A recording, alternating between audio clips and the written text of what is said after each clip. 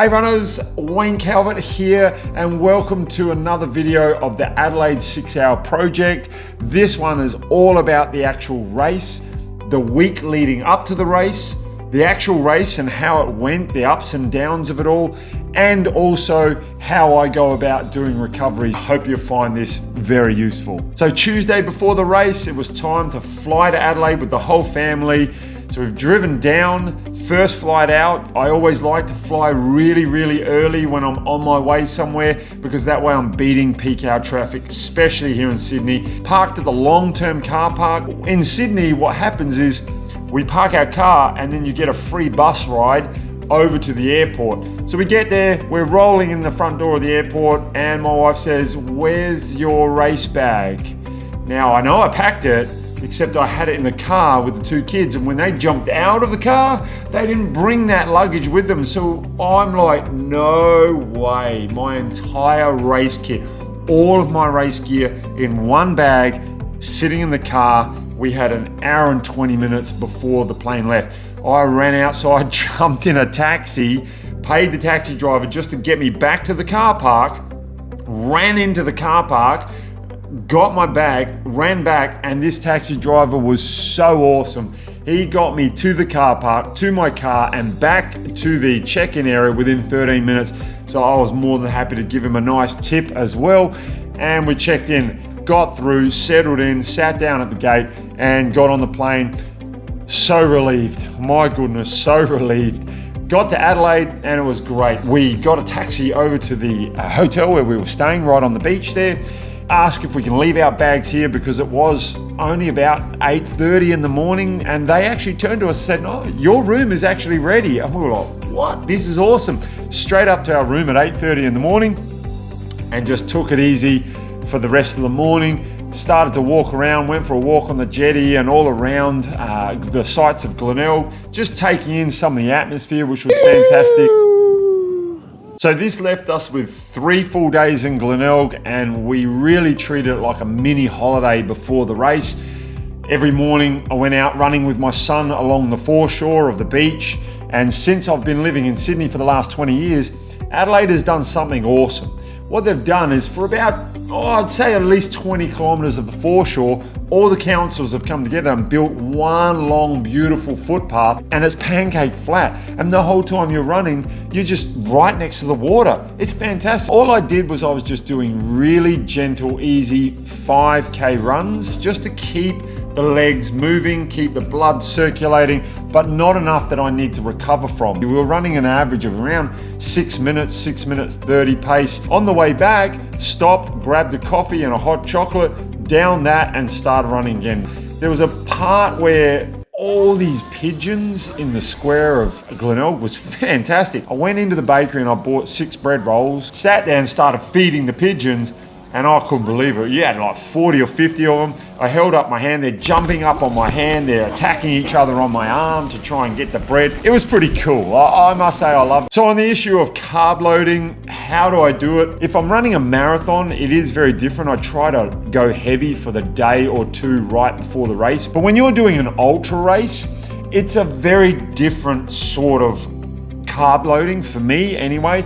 I'm not trying to make sure I'm fully loaded when I hit the start line because I'm not going to be running at such an extremely fast pace that I can't consume nutrition or fuel or calories while I'm running. But in an ultra race, I know I'm going to be taking on calories or fueling nutrition within the first 10 minutes of leaving the start line. What I tend to do is I eat a lot of breads and pastas 2 days out, but on the last day before I carb load, I don't touch protein or very little, and I definitely don't eat any meat the day before a race because I don't want that meat still sitting in my stomach trying to digest while I'm running a race. When all my blood, I want that circulating through my body to all my muscles, delivering oxygen to them. I don't want the blood staying in my stomach to try and digest food. And if you've still got meat in your stomach, that's where you tend to get a little bit of stomach distress during the race from food you ate the day before. So the day before the race, I make sure I'm getting all my gear and nutrition ready. I'm just taking that time to sort everything out. I tend to lay everything out the day before, make sure that I've got everything that I need. So I thought I'd just do something funny. I laid out all my gear like a scarecrow or like a mannequin, like a person on the carpet, in the way I would wear it, and it actually looked a little bit creepy. Now, when it comes to running gear, with an ultra event, especially in winter, I make sure that what I'm wearing is going to keep me warm. I've seen so many people, and I also, where you'll be running and you don't understand how cold it actually is because you're sweating, you're hot, you're running, but the problem is you're sweating a lot, so you are starting to get dehydrated. You are also, during an ultra race in winter, in a caloric deficit often. And then those two, when they meet together, it's never good. You can get into a hypothermic state, particularly on your chest and your organs. So what I've learned over the years is it's okay from the hips down to be cold, but from the hips up, I make sure those areas are warm. Fingers, wear gloves, mate. Don't take the gloves off. Even if you feel warm, leave your gloves on, because what happens is the cold air gets on the bones of your fingers and that sends pain up your arm, and it's very distracting during a race. So just keep the gloves on. But the vital area to keep warm is your chest and your stomach, because that's where your vital organs are. Because even in this race, I was staying warm. I geared up to stay warm, but halfway through the race, I had to slow it down and do a walk. And then I could feel the cold air straight away in the back of my kidneys. You can feel your organs starting to get cold. So it was about putting on extra layers to get warm. The second you get warm, you're now able to run, because once you start to get cold inside, it's very, very difficult to come back from that. My encouragement there is wear extra layers if you're doing an ultra race in winter. All right, so that leads us to the race and what actually happened and how did it all unfold. So what I want to do is I want to look on the Garmin and the live, show you some of the things that happened in the actual race and how it unfolded. So if we go to the Garmin on the breakdown, you'll see that this is a loop track. So it's actually 2.2 kilometers certified loop track. So the great thing this year that the organizers did was, here's the start. As you went round, they actually had markers, little laminated markers every 200 meters. So on the 1K marker, which was around here, it was fantastic. I was able to time check myself every kilometer and then time check myself at the finish. So I had a 1 kilometer time check, which gave me from the start here around to tell me I needed to be around that 4:30 time. The next time was 2 kilometer mark. I time checked that, make sure it was around the 9 minute every lap. And then as I hit the finish line, start finish to do another lap, I'd hit the lap button, which should have told me around the 9:45 to 9:55. That was my ideal window. Didn't want to go too fast, didn't want to go too slow. So as we look through, we'll go to the laps. So I ended up doing 32 laps and a little extra, because in a timed event, basically when you're close to the finish, they give you a little, like a sand-filled balloon and with your number on it, and when they blow the horn, you just pop that down and they do a final measurement of everyone's final lap. So the first lap ended up doing 9:55, a little over, but that's okay. I did not want to run out too fast. Every other year, gone out too fast. Then kind of worked the opposite way, because in the second lap, I went out too fast. I was just trying to figure out where the pace is. First lap too slow, second lap too fast, and then I started to go, you've got to get on top of this, Wayne. And now, by all means, it was on the second lap, because it was dark, I noticed the actual markers, and then I started to use those markers to my benefit. 9:46, 9:41, 11:08, so I was way out of the window. That's because I had a quick toilet stop.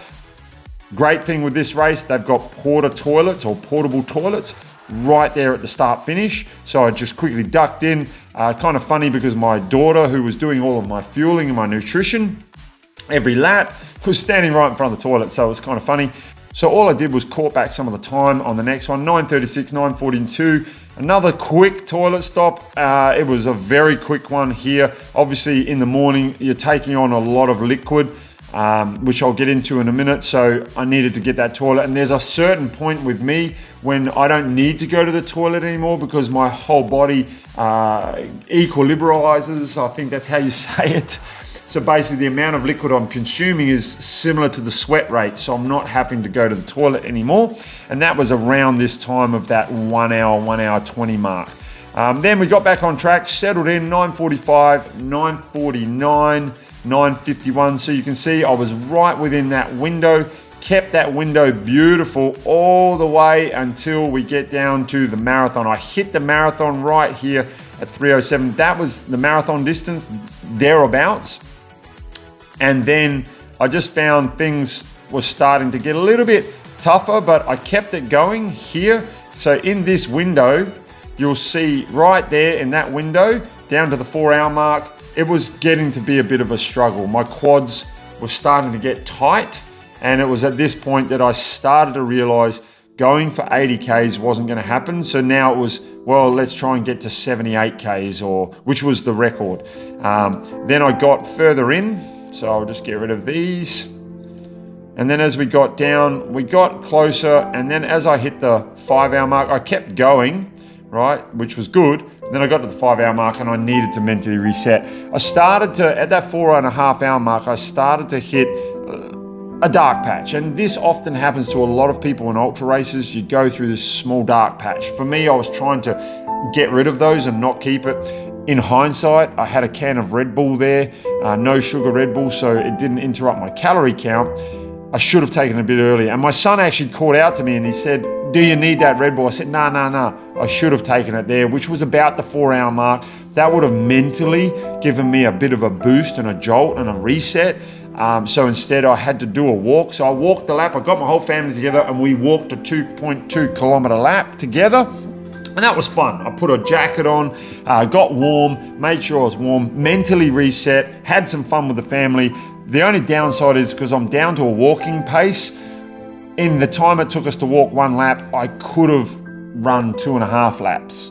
So you've lost that time. You'll never get that back. You can't then just start running and getting it back. But I believe I needed the mental reset. That took me to the 5 hour window. I only had an hour to go, so you can see why the mental reset was important, because it was about going, okay, I've only got an hour to go here. So I started running. My wife forced me to run. She goes, you've got to get running. And each lap, as I was running, she kept saying, you need to speed up. You're going too slow. Come on. And each lap, she just pushed me that little bit harder, and you can see my time, it went from 14:05, then it went to 13:57, and then I started to come good, and my legs on lap 31 and 32 really started to come good, and I got back to where I should have been running, around that 4:30 to 4:40 pace.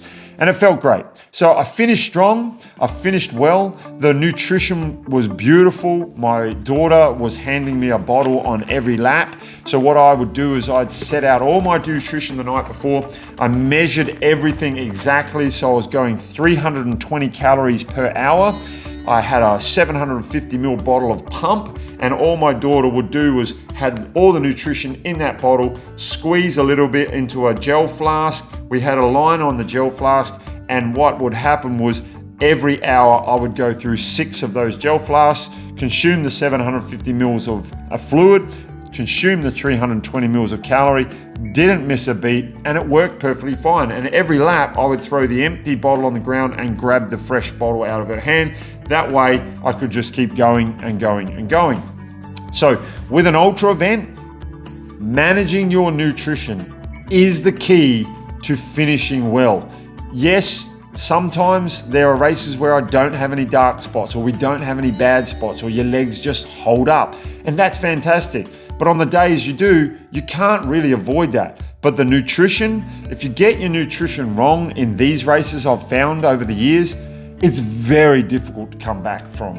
You can come back with sore legs. You can keep moving. You can do all of that. You can get warm again if you get cold. You can do that. But if you get your nutrition wrong, it's hard to come back. Often you are stuck sitting down for hours upon hours trying to get the fuel back into your body. Some people, it's hard. They can't even stomach it and put it down. So after the race, I just spent the rest of the time there, all of Saturday afternoon and Sunday morning, getting some interviews with the race winners, because I always find it intriguing and exciting to see what the ultra race winners are thinking as soon as they finish. Not 2 hours later or 4 hours later. I mean, literally when they finish within the next 10 minutes. What's going through their mind? How are they feeling? And why did they enter the event in the first place? So I'm really excited to announce that after a while of waiting, I have now started coaching clients online. So why have I decided to start coaching now? Well, after 11 to 12 years of running both ultra events, marathons, half marathons, competitively and socially, I've decided to take all of my experience and everything I've learned through the ups, downs, failures, and highs and the wins, and apply that into people who are starting out with their running, as well as who have been running for a little bit of time and want to increase their potential or want to set goals. And for some people, setting a goal of doing an ultra marathon is a massive thing. And I've got the experience, I believe, for nutrition, running, on the race, how to do things like checkpoints and your drop bags, and how to get up and down hills if you're doing a trail race. And having been in that field, I know how a lot of the athletes run these races. So I want to impart that wisdom, that knowledge, so that people who start doing these things don't have to go out and make the same mistakes I've done. So how am I going to go about coaching? That's a little different. A lot of it's around goal setting up race plans every 6 weeks for my clients, but also doing video calls every 3 weeks with my clients so that I can touch base with them halfway through their training block and reset another 6 weeks. If that's something that is appealing to you as we go, and as you learn more and think, you really want to boost your performance, send me a message through Strava. Strava on the mobile now has direct messaging, so send me a direct message. That's pretty much where I spend most of my time these days, is in Strava. So that's where I'm most likely to see your message. And I look forward to being able to work with you and give you all the information I've got so that you can then set some goals, boost your performance, and do it confidently.